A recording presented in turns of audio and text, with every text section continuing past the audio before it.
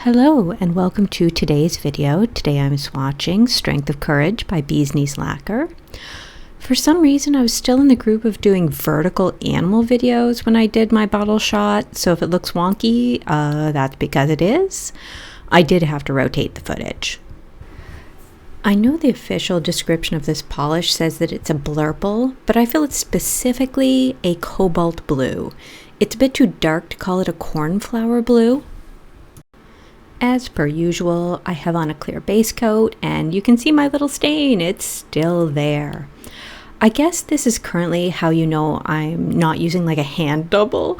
What will any of us do when it's finally gone? I could be painting any thumb. You won't be able to trust me anymore.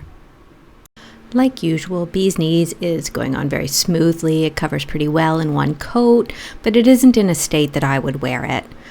It is one of those translucent jellies. It has like no milkiness. I think my footage of the swatch itself is a little blurry because the camera decided my thumb wasn't of any interest until it actually started moving around.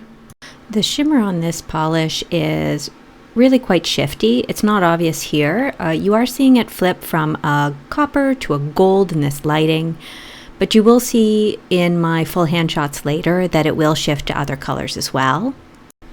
I'm always trying to think of what does this polish make me feel? What does it remind me of? Why is it so intriguing to me? Why am I interested in it? And for some reason when I look at this one, generally what I think of is hydrangeas.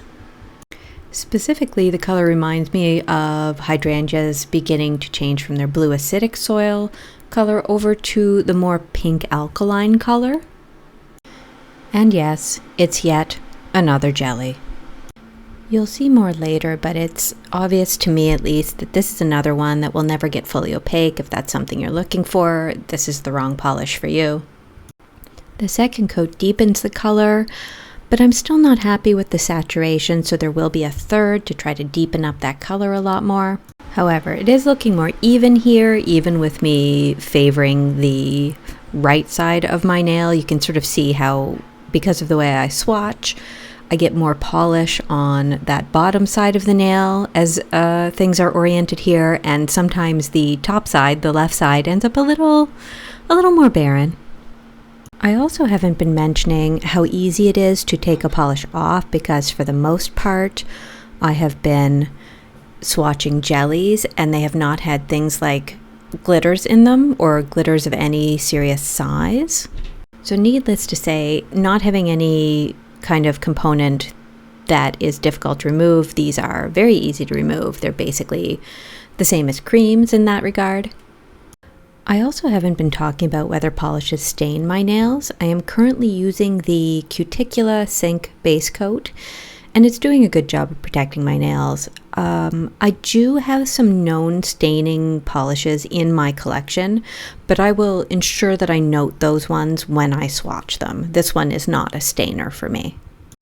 I do have thoughts on polishes that stain nails, what types of things stain nails, polishes and base coats that I've used that have caused me problems, but I feel like that needs to be like a Topic Tuesday type video. In the third coat, I'm going to get that saturation of the base coat I was hoping for. It does give a little more shimmer, but this isn't the heaviest of shimmery shimmers. And you can really see how, if you thought this was probably more like a cornflower blue at the beginning, now I feel like it's obvious that it's more cobalt. The shimmer isn't terribly apparent here under the LED lights. I do see more of the base coat here than you'll see later, but this isn't a polish that is totally obscuring the base color with the shimmer. This is also a good time to note that you can still see the stain on my nail, so it's pretty obvious you're going to see your nail line as well. I do love a jelly. There's something about that transparency that is so lovely to me. Again, I think I've said in another video that when I see cream polishes, they just feel plastic and dead and lifeless to me. And there's something so movable and changeable about a jelly polish, and it's why I love them so much. I always laugh when I see comments on other people's videos that say things like, "Oh, who are these jellies even for? It doesn't even get opaque." And I'm like, me, I'm putting up my hand. That's me. send them all to me. Is this a good time to admit that I don't own any creams? Yeah, that's a thing. So for this video, I took some footage of my thumb with a top coat as well. I didn't show myself applying it, but I am showing myself wiggling my thumb around with top coat on. I have never done footage like this before because often when I'm doing the swatch itself, the nail polish is still a bit wet. Most of my polishes are shiny polishes. They're not matte polishes. And it just has never felt like there has been a need for that because in my full hand shots, when you're seeing them in sunlight and low light and so on, that's when you're seeing them with a top coat on. And that's been universal throughout my footage. So when we go to the full hand swatches, they just about always have top coat on them. I can't think of an instance where they didn't.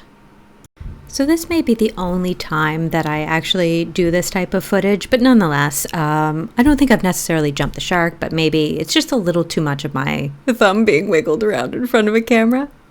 I do already spend a fair amount of time at the beginning of my videos doing the thumb wiggling, and it's sort of giving me the let's move on sort of feeling, so I'm wondering if anyone else is feeling that.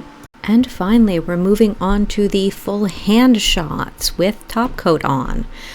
We're going to start with sunlight, and then I'm going to sort of wiggle my way over into some indirect but sunlight shots.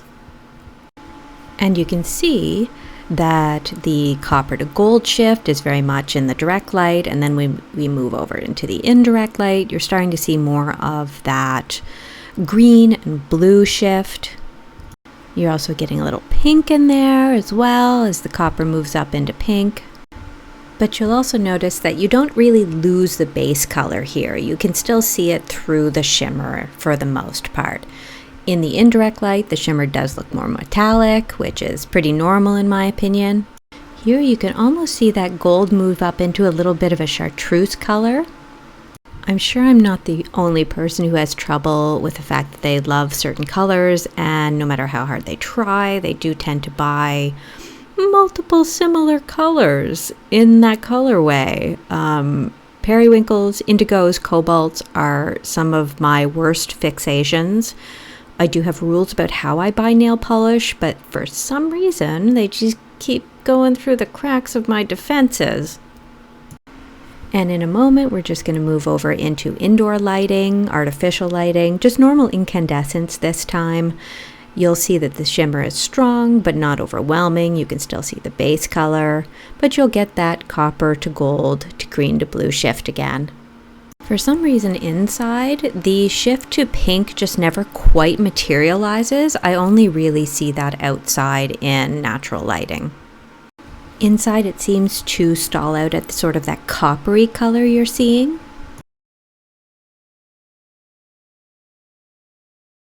And that is all for today. Thank you for watching. I always appreciate it when people watch my videos. Hopefully you have opinions about jellies you're willing to share one way or the other. And please enjoy a clip of a small gray squirrel rejecting one of my peanuts.